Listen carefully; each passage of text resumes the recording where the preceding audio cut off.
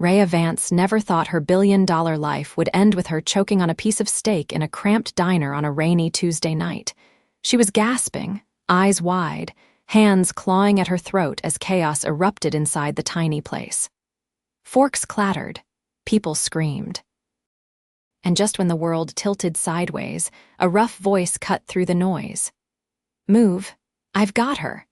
A man shoved past the frozen crowd and wrapped his arms around her from behind. 1, 2, 3 hard thrusts and the chunk of meat shot from her mouth. Raya collapsed forward, coughing, trembling, but breathing. For a second, she couldn't see clearly. Her eyes were wet, her chest heaving. Then she looked up. He was crouched in front of her, breathing just as hard, his dark shirt soaked through from the rain. His hands were still on her shoulders, grounding her. "You okay?" he asked, voice hoarse. She nodded, still catching her breath. Yeah, thank you." He nodded once, then stood. "Someone get her some water." She blinked, stunned by the sudden shift. The crowd was still gawking, but he didn't seem to notice. He just turned to check on a little girl sitting at the corner booth, gripping a crayon and staring wide-eyed. "Rosie, sit tight. I'll be right there." The girl gave a tiny nod. That's when Raya realized he was a dad. And her heart, still thudding from the scare, thudded even harder. The man who just saved her life wasn't wearing anything fancy. His jeans were worn, his boots scuffed. He looked like he worked with his hands. There was a quiet strength to him, something raw and grounded. Nothing like the men she was used to. Before she could thank him again, he turned to leave. "Wait," she called out, pushing herself to her feet. "Please, sit with me. Let me buy you dinner." He paused, clearly surprised. "You don't have to. I want to." He looked at her again, eyes narrowing like he was trying to figure her out. Then he glanced back at the little girl and let out a soft sigh. "All right, but only if I get to pay for my own," she smiled. "Deal." They sat across from each other in the booth where Raya had been eating alone. A waitress brought over water and another plate of food on the house. He let his daughter scoot next to him, draping one arm around her shoulders. "I'm Sawyer West," he said, finally offering his name. "This is Rosie." Rosie gave a shy wave. Raya leaned in a little. "Hi, Rosie, I'm Raya." "Raya what?" Sawyer asked, not rudely, just curious. She hesitated for half a second. "Vance." Something flickered in his eyes, but he masked it quickly. "That's a pretty name." She smiled, grateful he didn't press. They ate in silence for a while, the clatter of the diner returning to normal around them. Raya watched Sawyer cut Rosie's pancakes and slide the syrup over, his hands steady, gentle. He didn't look like a man who had much, but he looked like a man who gave everything to the little girl beside him. "You live around here?" he asked between bites. "Not far," she said evasively. He nodded. "Couple blocks down, I work construction. Right now I'm doing part-time gigs between sites." "Oh," she said softly, then glanced at Rosie. "No one's watching her while you work?" "Not really. Her mom's not in the picture. I take the jobs that let me keep her close." Raya's chest tightened. "That's a lot." He shrugged like it was nothing. "She's worth it." Rosie beamed up at him. Raya couldn't look away. The man had just saved her life, and now he was here, calmly eating eggs while keeping his daughter safe and happy. They finished dinner, and as Sawyer reached for his wallet, Raya gently placed her hand over his. "I said it's on me. Please, let me do something to thank you." He looked at her hand, then into her eyes. "You don't owe me anything." "I know," she said quietly. "But I want to." He studied her for a second, then nodded once. "All right. Thanks, Raya." When they stepped outside, the rain had stopped, but the air was thick with the scent of wet pavement. "Do you need a ride?" she asked. "No, we're good." He lifted Rosie into his arms. "She's already half asleep. We'll walk." She bit her lip. "Can I at least drive you home?" He hesitated. "You don't have to, I know," she cut in, smiling. "But I want to." He looked at her car, a sleek black SUV parked across the street. His brow raised slightly, but he didn't comment. Instead, he gave her an address, and she drove them through the quiet streets, Rosie snoring softly in the backseat. When they reached a small apartment building, he unbuckled his daughter and turned to Raya. "Thanks again. For dinner, and the ride." "Thank you," she said, her voice soft. "For saving my life." He gave a small nod. "Guess we're even now."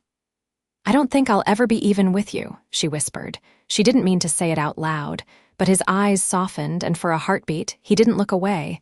Then Rosie stirred, and the moment broke. "Good night, Raya." "Good night, Sawyer." She watched them walk into the building, her fingers tightened around the steering wheel. Her chest still ached once from choking, and now for a very different reason. She didn't know what just happened, but she knew she wanted to see him again. And for the first time in a long time, Raya Vance, the billionaire, whose last 3 dates were with men who only wanted her net worth, felt like something real had just started, with a man who had no idea who she was.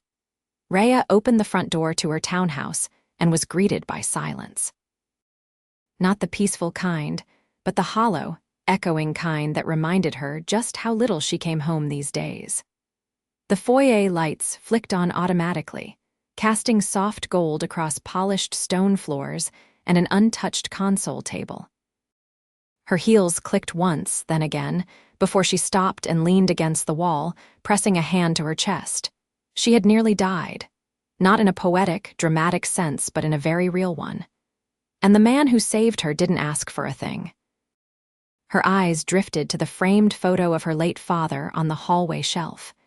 His expression was as unreadable as always, captured during one of his rare moments of stillness. "You'd hate him," she whispered with a tired smile. "Which probably means I shouldn't." She turned off the lights and headed upstairs. The next morning, Raya walked into her office at Vance Global Holdings and was instantly met with a wave of tension from her assistant, Nora, who stood just outside her glass door holding a tablet and a tight expression. "Your brother's waiting inside," she said in a low voice. "And he's already gone through 2 espressos." Raya groaned. "Perfect, just what I need after almost dying." Nora blinked. "I'm sorry, what?" Raya waved her off. Later, inside her office, her older brother Calvin stood at the window, hands buried in the pockets of his designer slacks, watching the city like he owned it. Technically, he owned half of it. "You're late," he said without turning. "I was being resuscitated last night." "Cut me some slack."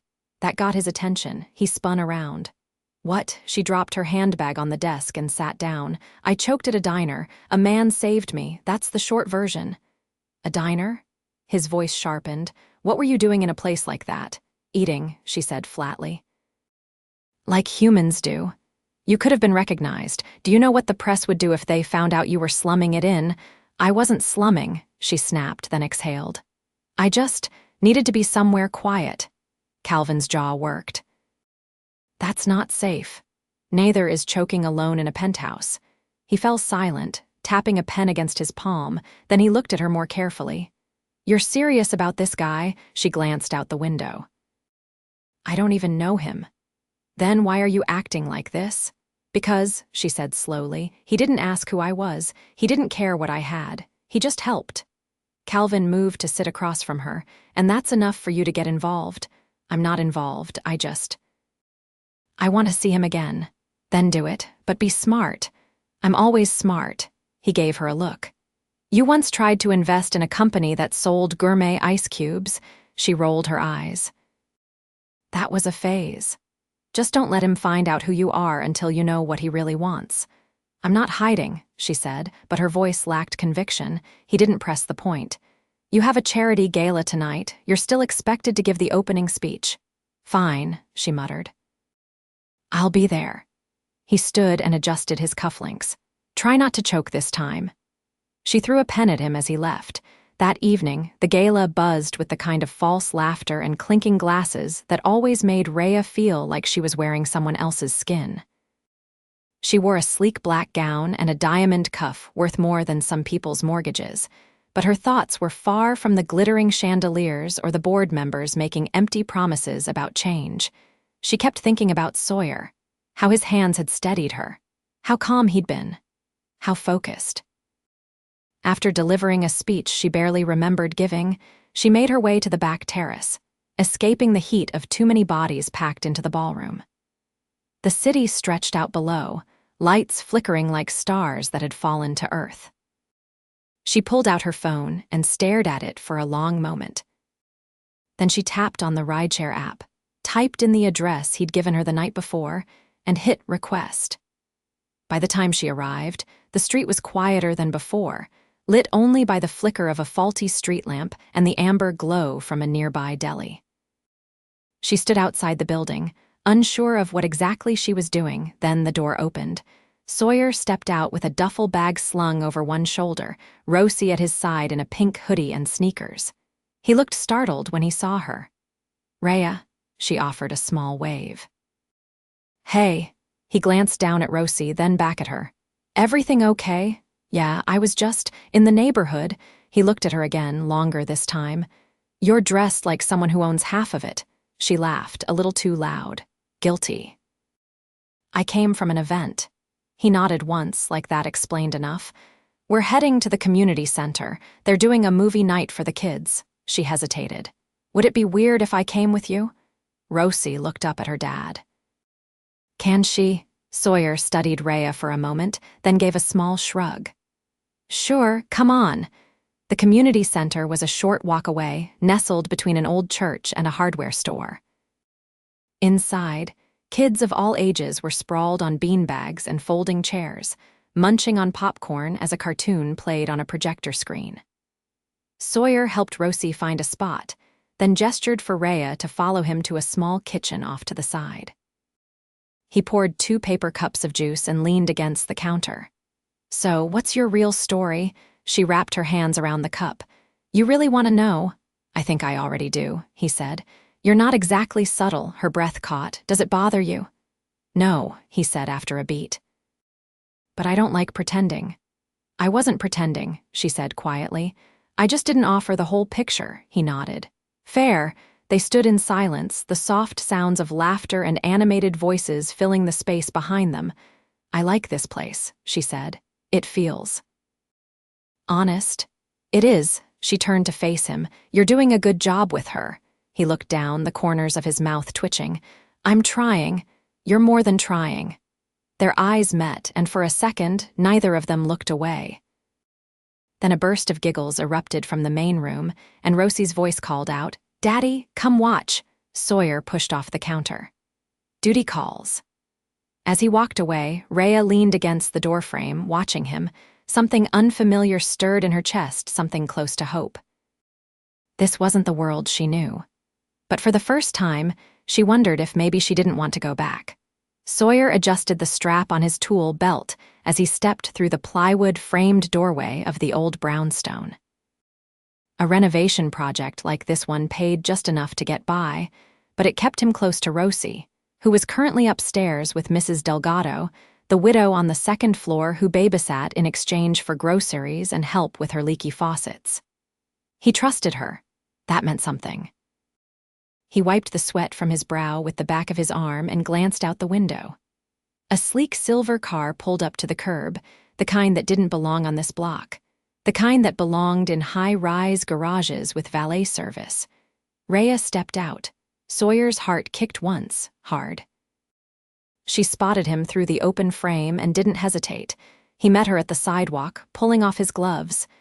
"You didn't say you were coming," he said. "I know," she replied, brushing a strand of hair behind her ear. "I didn't want to give you time to say no." He studied her. She wore jeans and a plain navy tee, her hair tied back, nothing shiny about her today. But still, she looked out of place here, like she'd stepped out of a different reality. "I brought sandwiches," she added. "Turkey and roast beef.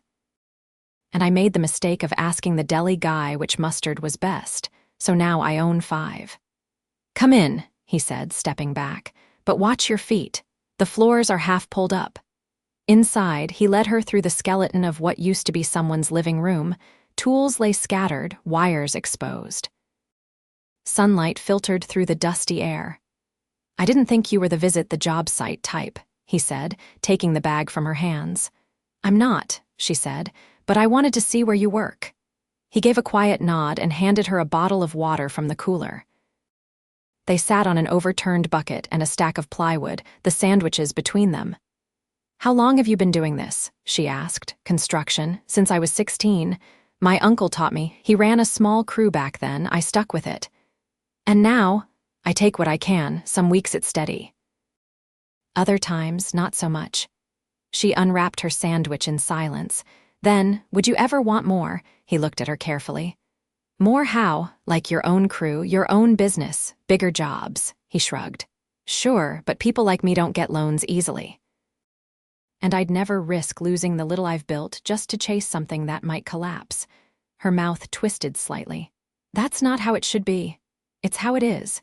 They ate quietly for a while. Outside, a car alarm chirped once. Then, soft again. If you could have anything, what would it be? I already do, he answered without hesitation. Rosie, she's everything. She looked down at her hands. What about for yourself? He hesitated. A house, with a backyard, maybe a dog, nothing fancy. Just ours. She smiled faintly. What about you? He asked, surprising her. You've got the car, the clothes. What do you want that you don't have? She hesitated longer than she expected. Someone who doesn't look at me like I'm a trophy or a bank account. Someone who sees me. I see you, her breath caught. I know there's more to you than whatever's in your closet, he added. You could have stayed gone after that night, but you didn't. I didn't want to. He looked at her, really looked at her, and something unspoken settled between them. From upstairs, a faint thump echoed through the floorboards, followed by Mrs. Delgado's voice calling Rosie's name. Sawyer stood, brushing off his hands. I should check on her. Raya nodded, standing too. I'll wait. He disappeared up the stairs. She wandered to the window, gazing out at the street. Across the way, two boys chased each other, their laughter echoing off brick walls. This world was rougher than hers, but there was something solid about it. Tangible. Honest. When Sawyer returned, Rosie was in his arms, her hair damp with sweat and curls sticking to her forehead. She was sleepwalking again, he explained softly. Happens when she's overtired. Raya reached into her bag and pulled out a small stuffed fox. I brought this. I figured every good sleepwalker needs a buddy. Rosie blinked at the toy, then leaned forward and held it tightly. Thanks, she whispered, her voice barely audible. Sawyer met Raya's eyes over his daughter's head. That was kind, he said. She looks like she needed it. She needs a lot of things I can't always give. You give her love. That's enough. He didn't answer, but his eyes said more than words could. Later, as Raya walked back to her car, he followed her to the curb. The air had cooled and the sun dipped low behind the buildings. You don't have to keep coming here, he said quietly. This isn't your world. I don't want to stay in mine, she said. Not if it means missing this. This, you, her. The way I feel when I'm here. He looked down the block, then back at her.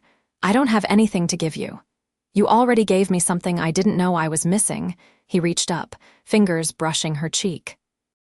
You're either very brave or very stupid. Maybe both. He leaned in slowly, giving her every chance to step away. She didn't. His lips brushed hers tentative, testing then deepened with certainty. It wasn't polished or practiced. It was real. When they finally pulled apart, she didn't open her eyes right away. I should go, she whispered. I know. I'll be back. I hope so. As she drove off, Sawyer watched the taillights disappear. He didn't know how this would end, but for the first time in a long time, he wanted to find out. The first time Sawyer stepped inside the Vance penthouse, he didn't know whether to take off his boots or his pride. The elevator had opened directly into the foyer, where marble floors stretched toward floor to ceiling windows framing the skyline. He paused, silent, still holding Rosie's overnight bag in one hand. She clutched his other, her eyes wide. Come in, Raya said gently, barefoot in leggings and an oversized sweatshirt, her hair piled in a loose knot atop her head. Don't worry, no one here expects you to bow. He didn't laugh. Too many thoughts crowded his mind. Rosie can stay in the guest suite, she added. There's a bookshelf and a moon lamp. She might like it. He glanced down at his daughter. Her expression was unreadable, but her grip tightened. He nodded once. All right. Raya led them down the hall, stopping in front of an open door. Inside, soft lights glowed over a room that looked like it had been designed to quiet the world. Rosie let go of his hand and stepped in slowly, trailing fingers along the edge of the bed, then over the moon lamp. She turned to Raya. "Can I stay here a little?" "Of course," Raya whispered, kneeling to offer her a soft toy shaped like a whale. Rosie took it without a word and curled onto the bed. Sawyer stepped back into the hall, his jaw tense. Raya followed, closing the door behind her. "Why?" he asked finally. "Because I wanted her to feel safe." He shook his head. "No, why are we here?" She met his gaze. "I had a dinner tonight. It was one of those impossible ones, 6 courses, 3 forks, the kind where people pretend to care about things they'll never understand. I left early because I couldn't stop thinking about you." He didn't speak. "I should have told you sooner," she continued. "Everything, who I am, what I have." "You didn't owe me anything," he said quietly. "That's not true." "I owed you honesty." He paced to the window, looking out over the city. "This place, it's a different planet. I don't live in it the way people think I do. You own it. I inherited it. Same difference." She stepped closer. "Sawyer, I'm not asking you to be comfortable here. I'm asking you to let me be with you, wherever that is." He turned to her. "Do you know how many people in my life left the second they realized I couldn't give them anything? Not just money. Time. Comfort. A future that wasn't scraped together paycheck by paycheck." "I'm not them," she said, her voice steady. "I don't know that." She took a breath. "Then let me show you." Silence pulsed between them. Then, "What did you leave behind to come here tonight?" he asked. "A boardroom full of men twice my age trying to decide how to spend money I earned without me," she said. "A date with a CEO my brother set up. 1,000 expectations I didn't ask for." He stared at her. "You walked away from that for a man who can't afford a babysitter?" She nodded. "Then you really are insane," she smiled. "Maybe," he exhaled, rubbing a hand over his jaw. "You don't belong in my world. I don't belong in the one I came from either." He didn't argue. After a moment, she reached into her pocket and pulled out a folded paper. "This is for you." He unfolded it slowly. His eyes scanned the page, then narrowed. "This is a business license. For West and Daughters Construction," she said. "I filed the paperwork. The name's yours. The permits are paid for. The startup capital is in a trust." "You don't owe me a cent." He stared, stunned. "I didn't ask for this." "I know. I can't accept it." "You can," she said softly, "because this isn't charity, it's belief." He shook his head, emotion rising in his throat. "You can't just hand someone a future." "I'm not handing you anything. I'm building it with you." He looked down at the paper again, then out at the skyline. "You're serious." Deadly. He didn't speak for a long time, then he said, "Rosie would have her own room." Raya blinked. "In the office, in the house I'll build, with a backyard." "And a dog." Something broke in her chest. He folded the paper and slipped it into his jacket. "But if I'm doing this, I'm doing it on my terms, of course.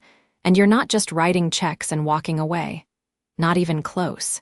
He stepped closer, cupping her face in his calloused hands. She leaned into his touch, grounding herself in the warmth of it. "I don't care who you are," he whispered. "I care that when I look at you, I want more." Her voice trembled. "Then take it." He kissed her like the city didn't exist, like the spaces between their worlds had never mattered. When they parted, he rested his forehead against hers. "I want you in my life," he murmured. "But not because you saved it with money, because you made me feel like I wasn't drowning anymore." She pulled him close. "You made me want to breathe again." Later that week, they stood in a sunlit backyard behind a small, newly purchased craftsman home in Queens. Rosie ran barefoot through the grass, chasing a golden retriever puppy named Comet. A wooden sign leaned against the front porch, freshly painted. West and Daughters Construction, built with heart. Raya stepped into Sawyer's arms as he wrapped them around her. He pressed a kiss to her temple. "I never thought I'd have this." "You saved a woman choking on a Wednesday night," she said, grinning. "Everything changed after that. You think it was fate?" "No," she murmured. "I think it was the beginning of everything I didn't know I needed." He smiled against her skin. "Guess we're even now." She shook her head. "Not even close." but we've got forever to try." And as Rosie laughed in the distance and the wind rustled through the leaves overhead, they stood together no longer from two different worlds, but building one of their own. One made not of marble and steel, but of love, second chances, and the kind of breathless, beautiful beginning that only comes once in a lifetime. Rain tapped gently against the windows of the newly built office above Sawyer's garage, a soft rhythm that filled the quiet space. Raya stood barefoot near the drafting table, watching Sawyer sketch out the framework for a new client's custom porch. His pencil moved with quiet confidence, calloused fingers steady against the paper. She leaned against the edge of the table. "You always start with the porch." He didn't look up. "It's the handshake of the house. First thing people see, tells them what to expect. Is that how you saw me?" Her tone was teasing, but her eyes searched his. He set the pencil down and turned to her fully. "I didn't know what to expect with you, still don't." "That's what makes it good." She tilted her head, thoughtful. "Good," he stepped closer, sliding his hands around her waist. "Better than good, but I'm trying to stay humble." She laughed softly and leaned into his chest, her forehead resting against his collarbone. "I got a call from Calvin this morning." Sawyer's expression shifted, but he didn't pull away. "What did he want?" "He invited us to a dinner next weekend, just family, no press, no speeches." Her fingers traced the hem of his shirt. "He said he wants to meet the man who finally made me stop running." Sawyer raised an eyebrow. "And you said that you'd be there, if you wanted to." He took a breath. "He still doesn't trust me, does he?" "He doesn't trust anyone. But he respects what doesn't break." Sawyer studied her face, then nodded. "All right, I'll come, but I'm not wearing a tie. You'll wear a jacket." Compromise.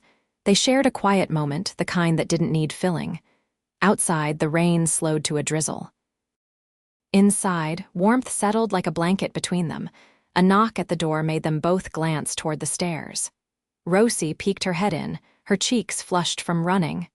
"Can we make cookies now?" Sawyer grinned.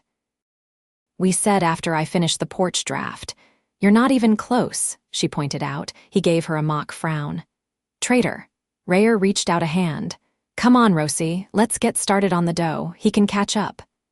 As the two disappeared downstairs, Sawyer lingered for a moment, watching them. The sight of his daughter giggling as she tugged Raya into the kitchen was something he never imagined he'd get to see. Not like this. Not with someone who made their space feel like more than a house. Later, the scent of warm vanilla and sugar filled the air. The kitchen was a beautiful mess: flour on the counters, chocolate chips scattered, and a tray of imperfect but delicious cookies cooling by the window. Raya wiped her hands on a dish towel and glanced at Sawyer. "You look like you've got something on your mind." He walked over, brushing a streak of flour from her cheek. "I do. Let me guess. You're going to ban me from your kitchen for chaos-related crimes." He rested his hands on either side of her on the counter. "I'm thinking about doing something big." She raised an eyebrow. "Define big." He reached into his back pocket and pulled out a small, dark velvet box. Her breath caught before he even opened it. "I don't have a fortune. I don't have a yacht or a private jet or a suite at the top of a skyscraper. But I have a home. I have a daughter who already calls you her best friend, and I have a heart that hasn't wanted anything else since the moment you sat next to me in that diner." He flipped the box open. Inside was a ring, simple, elegant, a single round diamond set in a brushed gold band. It was perfect because it wasn't trying to be anything else. "I want to build a life with you. A real one, messy, loud, beautiful. Will you marry me?" Raya blinked once, twice, her mouth falling open before she exhaled a shaky laugh. "You didn't even check if I say yes to chaos." "I'm betting everything on it." She looked at the ring, then at him. "You're sure?" "I've never been more." She took the ring, slipped it onto her finger, and cupped his face between her hands. Then yes. Yes, 100 times. Rosie, who had been hiding around the corner, let out a loud cheer and ran in, throwing her arms around both of them. "We're getting married?" she asked, eyes wide. Sawyer nodded, lifting her up. "Looks like it." "Do I get to wear a dress too?" Raya laughed. "You'll be the star of the show." That weekend, the dinner with Calvin was less of a battle than Sawyer expected. Calvin was reserved, observant, but there was a flicker of approval when Rosie politely thanked him for the steak and told him she liked his tie. Over dessert, Calvin pulled Raya aside. "He's not what I pictured," he said. She raised an eyebrow. "Disappointed?" "No," he answered. "Jealous. You found what most people never do." "I found someone who makes me feel like I'm allowed to be me." Calvin nodded once. "Then it's enough." The wedding was small, held in the backyard of their new home. String lights twinkled overhead, and Rosie stood between them in a pale yellow dress, holding both their hands. Raya wore a soft ivory gown, her hair loose around her shoulders, no veil, no fanfare, just joy. Sawyer wore a jacket, no tie. Their vows weren't rehearsed, they didn't need to be. "I never thought I'd find someone who made me want to be more than I am," Raya whispered, voice trembling, "but you made me want everything. And you gave me more than I ever thought I deserved." Sawyer's voice was low, steady. "You walked into my life like a storm, fast, loud, impossible to ignore. And somehow you made everything better. You didn't fix me, you just saw me. And that saved me more than anything else ever could." They kissed to the sound of clapping and laughter, and Rosie yelled, "Finally!" loud enough to make everyone laugh.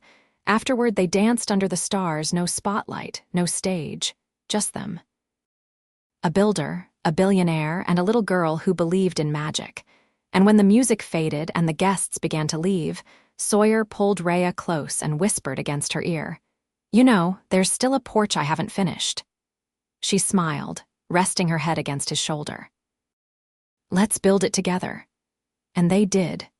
Piece by piece, day by day, a life not built on power or wealth, but on laughter, second chances, and a love strong enough to bridge any world.